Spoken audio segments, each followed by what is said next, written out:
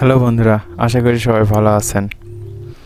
21 তারিখ সকালে আমাদের বাংলাদেশ দলের সেকেন্ড রাউন্ড অর্থাৎ সেমিফাইনালে যাওয়ার যে প্রক্রিয়া শুরু হয়ে যাবে। আমাদের প্রথম ম্যাচ অস্ট্রেলিয়ার সঙ্গে আমাদের জিতাটা খুবই গুরুত্বপূর্ণ। আমরা যদি এই ম্যাচটা জিততে পারি তাহলে আমরা একটা মোমেন্টাম পাবো আফগানিস্তান এবং ভারতের সঙ্গে আমরা জিতার একটা সম্ভাবনা বা জিততে পারবো এরকম একটা মনোভাব তৈরি করতে পারবো। আমাদের সেই কারণে আমাদের অস্ট্রেলিয়ার সঙ্গে ম্যাচটা জিততে হবে। তো জিতা আমাদের একাদশ কেমন হবে বন্ধুরা, আপনারা কমেন্ট বক্সে জানাবেন।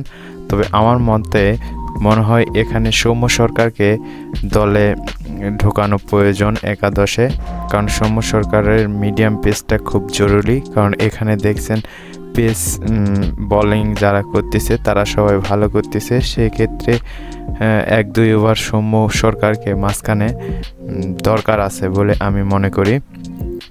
তো বন্ধুরা, আপনারা কে কী মনে করতেছেন আমার কমেন্ট বক্সে জানাবেন, আর নিশ্চয়ই খেলা দেখবেন।